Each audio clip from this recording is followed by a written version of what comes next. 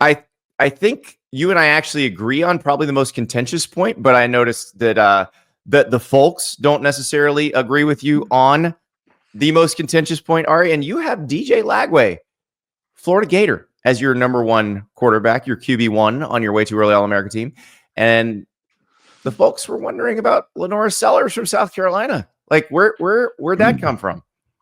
It's just kind of like one of those deals where you have one spot, right? And there's a second team, but then the second team comes down to guys like Sellers and Cade Klubnik and Arch Manning. And like, it's a projection of how I think the thing's going to play out, not how good people were last year. Like, and I think that's like the biggest misconception or the biggest misunderstanding that people have when they look at lists like this. They're like, oh, well, DJ Lagway played 10 snaps last year. It's like, yeah, but he's not going to play 10 snaps next year. Like, this is about next year. So well, he didn't play 10 snaps last year. That's the thing. He played half a season. And so you're projecting off of a much larger sample size. The Sellers one is interesting too, because I think Sellers can be quite a bit better than he was last season, and there's a chance that he could be really good. The Sellers injury in the LSU game, I think, may have not allowed him to get near his ceiling last year, because he got hurt right before halftime of the LSU game. Tried to play on it against Ole Miss, and he was obviously probably not ready to play at that point.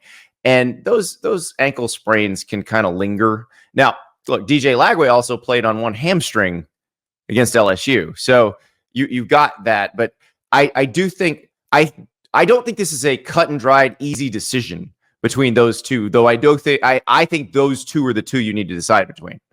Well, and here's the thing too, Andy. It's like if Lanorris Sellers turns out to be much better than DJ Lagway, then I'll just be wrong. Like, yeah, it's like they both have very high ceilings, and players don't always reach their ceilings. But from what I saw from DJ Lagway, and I don't know if you're with me on this, I think you are, but I'm not Jim Nagy. Like, I can't like sit there and be like, yeah, well, DJ Lagway's footwork is perfect, and he's got this, and this, and like give you a pre-draft report. But I do have vision. And you do have eyes, yes. Not vision in the sense of like I can see the future. Vision like my eyes work, and like I think that like if you watch DJ Lagway operate last year, even in games they lost, I don't know how you don't see it. Like I don't know how people don't see what I see. So like, well, I think that he's big, he's strong. He's moderately fast. He's elusive. I don't know if he's as good of a runner as Sellers, but he's still a very proficient runner, and he has an arm like a cannon. And like also too, the thing that I was watching were a lot of the breakdowns of how quickly he was able to read defenses so early in his career.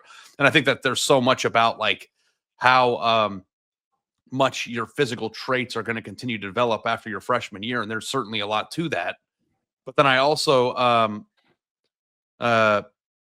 feel like if you are somebody who understands football and doesn't crap your pants when you go out there as a freshman and are able to diagnose defenses, check out of plays, that's probably a pretty good sign that you're going to be a proficient, team leader too. Like, so, I mean, I don't know. If I had to buy, like, listen, if I had to have one player on my team next year out of everybody in the country, it would be unequivocally Jeremiah Smith. Okay. But if we take Jeremiah Smith out of the equation, like, I think it's within the realm of possibility that by November, we're viewing DJ Lagway as one of the 5 best players in college football. Like, I think like that's the ceiling for him. And it's also the ceiling for Sellers too. So I picked one. Me picking Lagway doesn't mean I think Sellers stinks. It's the exact opposite. I think this is the internet, Ari. Of course it means that. Yeah. So, but like also too, my second team was Cade Klubnik. Like, did I mess up there? I don't think so. I like Cade Klubnik. Well, I guess I'd go with Sellers on that one, but I don't have a problem with the Cade Klubnik choice either, because I think we saw last year that Klubnik's mobility, and I'm guessing, Clemson coaches probably knew that was there. Clemson players probably knew that was there. We didn't know that was there until they started really using his legs. And actually, Andy, it makes him a much more difficult. Go ahead. I'm happy you're talking about Klubnik, and I'm sorry to interrupt you, but like my second team one was actually Arch Manning, not Klubnik. I didn't realize. Yeah. Okay. Well, you had no sample size for that. You had a 2-game sample size. Yeah. Well, also too, projection forward, not looking back. But like the 3 quarterbacks, and I'll let you finish your Klubnik thought, but the 3 quarterbacks that I considered for the second team were Sellers, Klubnik, and Manning. And you figured it's the internet, so if you put Manning on there, more people will click on it, right? Well, actually, I didn't put Manning on the graphic at all. It's for the people who read the story, which with graphics don't really do that. Read the story, Ari. Come on. No. I actually do. I'm very high on Arch Manning too. So, also, a lot of this stuff for me is ceiling, and I think we've seen enough of Cade Klubnik to kind of know what he generally is. And it's a very good football player, right? I don't know if Cade Klubnik's ceiling is top 5 pick. I think Arch Manning could be the number 1 pick in the draft next year. So that to me is also part of it. We're talking about All American lists here. We're not talking about who's going to score well at the NFL Combine next year. Right. Who's most likely to be an All American next year, Cade Klubnik or Arch Manning? Who do you think is more likely from a betting standpoint? It's probably Arch Manning, right? Just based on name and situation. But that said, Clemson's going to be really, really good. You'd think so? Because Cade Klubnik's team is going to be really good. You already know he's productive. You know he's got pretty good young receivers who are going to be better next year. I think the safer bet would be on Klubnik right now because there's still some unknown about Arch. We have seen him start games.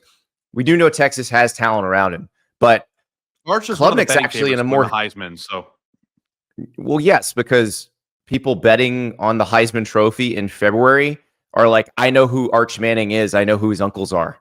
That's why. I know, but I think that there's also the hype factor to this. And I think that how you arrive at the Heisman Trophy is how people vote on All American lists too. Oh, I thought it was who tells the story of the season.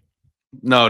That's a flawed Heisman thought. But for those who don't remember, this is why Ari left Jaden Daniels off his Heisman ballot, and he has admitted his mistake.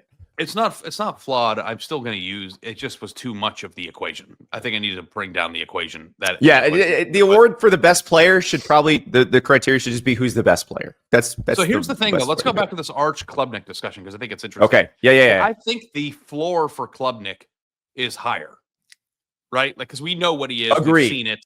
Yeah. We know that at the very least, Clemson's going to win 10 games next year, and they're probably going to be in the playoff mix in late November, and he's going to have a productive season. I don't think there's any doubt to it. The question is, from a ceiling standpoint, I think Arch's ceiling is higher. Now, that doesn't mean that Arch won't stink next year or is going to be awesome, but if Texas is who we think Texas is, which both of us chose them to win the national title, right? You did right, too. Correct.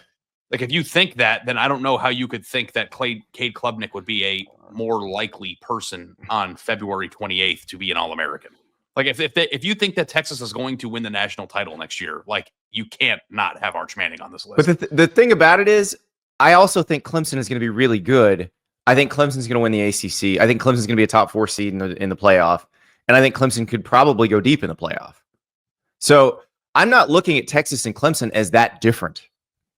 Yeah, but winning the SEC and winning the ACC, which Dabo does every year, even when his team isn't very good. Well, what I'm saying is I think Clemson will be able to compete with the best teams in the SEC as well. I know, but when do they vote on this stuff? When do they vote on the Heisman? December. No, not the Heisman. I'm talking about All-American lists start coming out at the end of the regular season, right? Yeah. No, I'm not worried about it because, again, the argument we have is between Lagway and Sellers. Steven in San Antonio asks, does Lagway have the talent around him to be the number 1 QB in the country? And that is a good question because we don't really doubt it with Cade Klubnik. We don't really doubt it with Arch. With Lagway and Sellers, it's a bit more of an open question. So for Lagway, here's the thing I'm thinking about because you have one of his linemen on your All-America team. You have Jake Slaughter as the first-team center, and he is pretty universally recognized going into the season as the number 1 center in the country. Because a lot of this was layups, Andy. A lot of these were layups. Exactly. But yeah. So they feel good about their offensive line at Florida. So that part of it is, I think the way they played at the end of the season, look at the Ole Miss game against a really good defensive line. I understand why they're confident. With Florida, the question is, who's he throwing to? Because the 2 leading receivers, Shamir Dike and Elijah Badger, are gone in the NFL. And they didn't go crazy on receivers in the portal. They got J. Michael Sturdivant from UCLA, and he's going to play. But wide receiver 1 probably comes from somebody who was already on the roster or one of the 2 freshmen that are coming in. So you're talking about Eugene Wilson III. You're talking about maybe Aiden Mizell. You're talking about Vernell Brown III, one of the freshmen. Dallas Wilson, one of the freshmen. So that's my question is one of the freshmen is a 5-star player too. Let's not. Vernell's a 5-star, yeah, and Dallas Wilson is number 41 in the country, so he was almost a 5-star.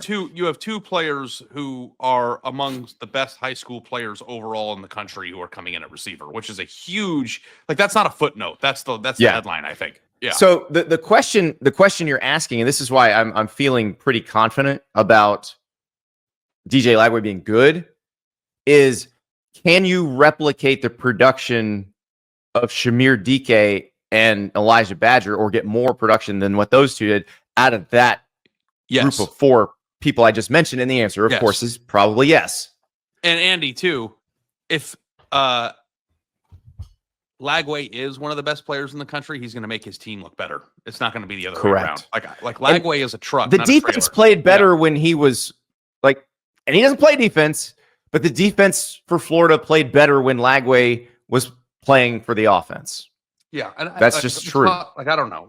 Florida has another really tough schedule, right? they don't have an easy go of it. But I do think it's possible. But he played the hardest part of the schedule last year, and it's interesting because he doesn't play in that Texas game after he gets his hamstring hurt against Georgia. You saw it. It was night and day, the difference between them with him and them without him, between that Texas game and the LSU game the following week. And also too, an entire year of developing behind the scenes, knowing you're the starter, getting healthy for that hamstring thing that kind of slowed him down. I really do believe that there is a legitimate case to be made that they could be 5-2 through the first 7 games of the season. If you go look at that, if they have to go 2-2 in games against LSU, Miami, Texas, and A&M, that's not. And the fan base is probably pissed but the fan base is probably pissed if they're 5-2 at that point. But the thing is, if they are, can they run the table at the end? Now that would be hard because you have Georgia, Ole Miss, and Tennessee. Yeah, in that last 5 games, but also too, it's not out of the question to think that Florida could be 7-0. They're playing 4 tough games in the first half of their season, but they can beat the LSU. Well, I don't know. LSU is kind of a wild card. I don't know. They have a really high ceiling next year. LSU could be awesome next year.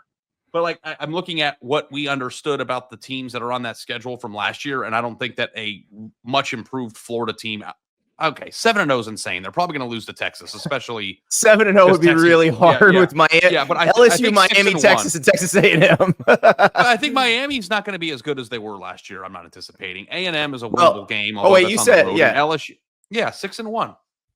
Okay, 6-1. If they are, they should be deliriously happy.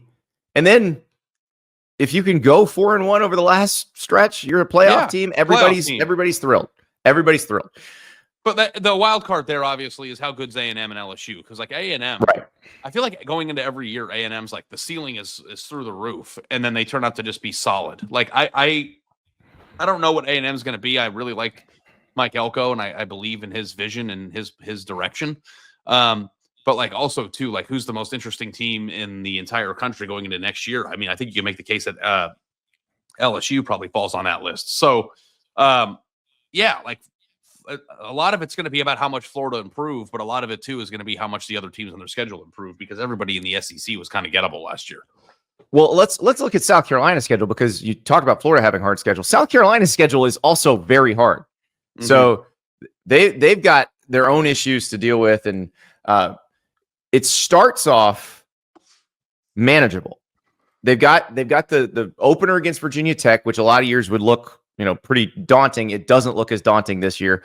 Vandy and Missouri is not a layup. Missouri's been very good lately.